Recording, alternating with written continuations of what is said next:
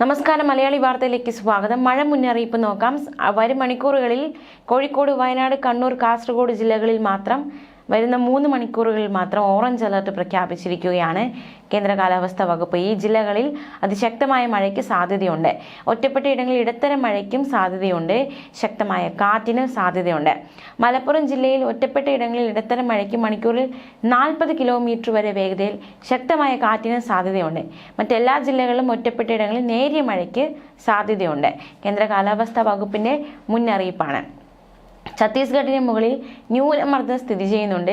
അതുകൊണ്ട് തന്നെ വരുന്ന ദിവസങ്ങളിൽ നേരിയ ഇടത്തരം മഴയ്ക്ക് സാധ്യതയുണ്ട്. മാത്രമല്ല, ഒറ്റപ്പെട്ട അതിശക്തമായ മഴയ്ക്കും സാധ്യതയുണ്ട്. വളരെ ജാഗ്രതയോടെ ആയിരിക്കണമെന്നാണ് കേന്ദ്ര കാലാവസ്ഥാ വകുപ്പ് നൽകുന്ന മുന്നറിയിപ്പ്. വരുന്ന 5 ദിവസങ്ങളിൽ മഴ തുടരും എന്ന് തന്നെയാണ് കേന്ദ്രം നൽകിയിരിക്കുന്ന മുന്നറിയിപ്പ്. ഇന്ന് ഇടുക്കി, എറണാകുളം, തൃശൂർ, പാലക്കാട്, മലപ്പുറം, കോഴിക്കോട്, വയനാട്, കണ്ണൂർ, കാസർഗോഡ് ജില്ലകളിൽ കേന്ദ്ര കാലാവസ്ഥാ വകുപ്പ് മഞ്ഞ അലർട്ട് പ്രഖ്യാപിച്ചിരിക്കുകയാണ്. ഒറ്റപ്പെട്ട ശക്തമായ മഴയ്ക്കുള്ള സാധ്യതയാണ് പ്രവചിക്കപ്പെട്ടിരിക്കുന്നത്. 24 മണിക്കൂറിൽ 64.5 മില്ലിമീറ്റർ മുതൽ 115.5 മില്ലിമീറ്റർ വരെ മഴ കിട്ടുന്ന സാഹചര്യം. അതിനെയാണ് ശക്തമായ മഴ എന്നതുകൊണ്ട് കേന്ദ്ര കാലാവസ്ഥാ വകുപ്പ് അർത്ഥമാക്കുന്നത്. മാത്രമല്ല, ഇനി ജമ്മു കാശ്മീരിലേക്ക് പോവുകയാണെങ്കിൽ അവിടെ പലയിടങ്ങളിലും കനത്ത മഴയുണ്ട്, മേഘവിസ്ഫോടനമുണ്ട്, വലിയ രീതിയിലുള്ള വെള്ളപ്പൊക്കമുണ്ട്. പ്രധാനമായും ജമ്മു ഡിവിഷനിൽ ഇത് നാശം വിതച്ചിട്ടുണ്ട്. കഴിഞ്ഞ 24 മണിക്കൂറിനുള്ളിൽ 10 മരണങ്ങൾ കൂടി സ്ഥിരീകരിച്ചിരിക്കുകയാണ്.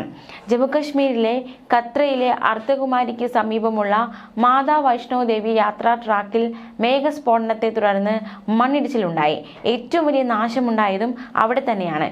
കൂടുതൽ ആളുകൾ കുടുങ്ങിക്കിടക്കുന്നുണ്ടോ എന്ന് കണ്ടെത്താൻ രക്ഷാപ്രവർത്തകർ അവശിഷ്ടങ്ങൾക്കിടയിൽ തിരച്ചിൽ നടത്തുകയാണ്.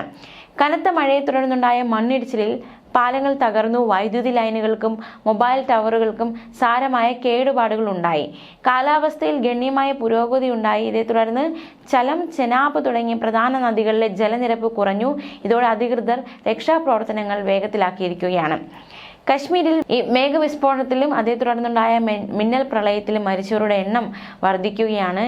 ഇതിൽ വൈഷ്ണോ ദേവി ക്ഷേത്രത്തിലേക്ക് പോയ തീർത്ഥാടകരടക്കമുണ്ട്.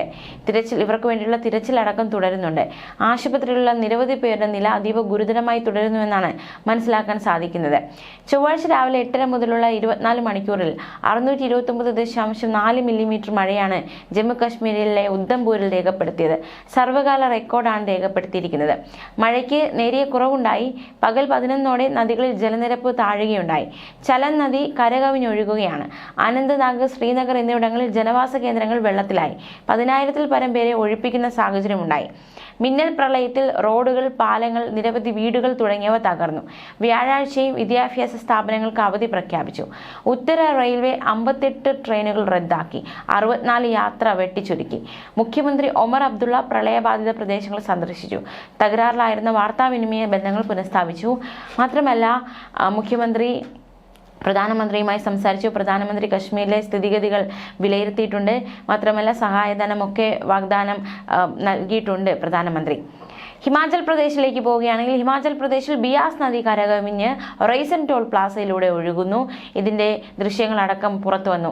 ചണ്ഡീഗഡ് മണാലി ദേശീയപാത തകരുന്ന സാഹചര്യമുണ്ടായി. മണാലി ദേശീയപാത തകർന്നു. സത്ലജ്, ബിയാസ്, രവി നദികൾ കരകവിഞ്ഞു. നിരവധി ഡാമുകൾ തുറന്നുവിടുകയുണ്ടായി.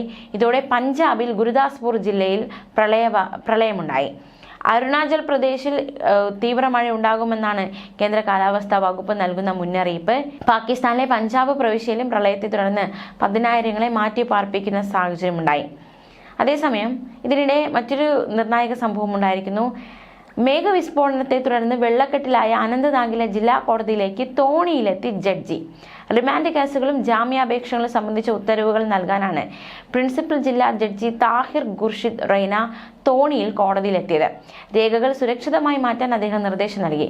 വെള്ളപ്പൊക്കം കോടതിയെ മുക്കുമെങ്കിലും നീതി മുങ്ങിപ്പോകരുതെന്ന് അദ്ദേഹം മാധ്യമങ്ങളോട് പ്രതികരിച്ചു. Chief judicial magistrate Firoz Ahmed ഖാനും ഒപ്പമുണ്ടായിരുന്നു. ഉത്തരേന്ത്യയിലെ പല സംസ്ഥാനങ്ങളിലും കനത്ത മഴ, വെള്ളപ്പൊക്കം, മഴക്കെടുതിയൊക്കെ രൂക്ഷമാകുന്ന സാഹചര്യമാണ് ഉള്ളത്. ജമ്മു കശ്മീർ, പഞ്ചാബ്, ഹിമാചൽ പ്രദേശ്, ഉത്തരാഖണ്ഡ് എന്നിവിടങ്ങളിൽ പ്രകൃതിക്ഷോഭം ജനജീവിതത്തെ പൂർണ്ണമായി തടസ്സപ്പെടുത്തുകയുണ്ടായി. ജമ്മു കശ്മീരിൽ ചെനാബ്, താവി നദികൾ അപകടരേഖയ്ക്ക് മുകളിലാണ് ഒഴുകുന്നതെന്നതും സ്ഥിതിഗതികൾ രൂക്ഷമാക്കുകയാണ്. പഞ്ചാബിൽ രവി, സത്ലജ്, ബിയാസ് നദികൾ കരകവിഞ്ഞൊഴുകുന്നത് വൻ നാശനഷ്ടങ്ങളിലേക്ക് നയിച്ചു. മഴയുടെ കുറവ് ദുരിതാശ്വാസ രക്ഷാപ്രവർത്തനങ്ങളെ ത്വരിതപ്പെടുത്തിയിട്ടുണ്ട്.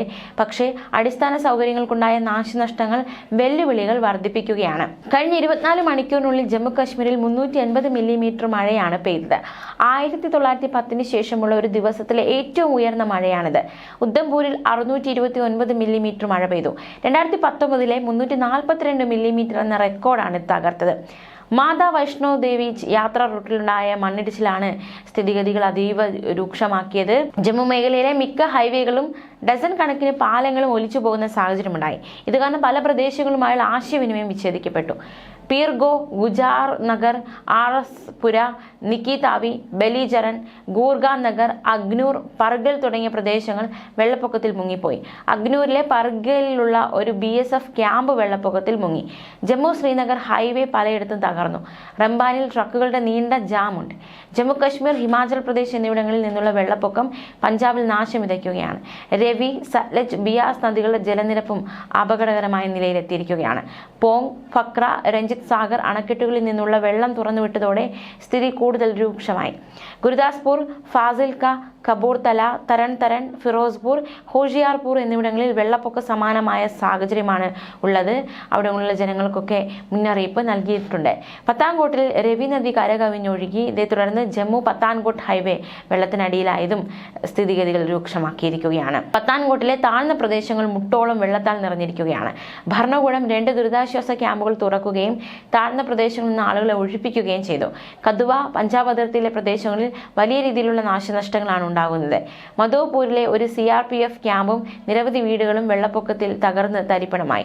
രക്ഷാപ്രവർത്തനത്തിൽ CRPF ജവാന്മാരും സാധാരണക്കാരെ രക്ഷപ്പെടുത്തി. ആർമി ഹെലികോപ്റ്ററുകളൊക്കെ കൊണ്ടുവന്നാണ് ജനങ്ങളെ രക്ഷപ്പെടുത്തിയത്. രക്ഷാപ്രവർത്തനത്തിന് 2 മിനിറ്റിന് ശേഷം അവരെ ഒഴിപ്പിച്ച കെട്ടിടം നദിയിൽ മുങ്ങുന്ന സാഹചര്യമുണ്ടായി. ഗുരുദാസ്പൂരിലെ നവോദയ വിദ്യാലയത്തിൽ വെള്ളപ്പൊക്കത്തിൽ 400 കുട്ടികളും 70 അധ്യാപകരും ജീവനക്കാരും കുടുങ്ങി.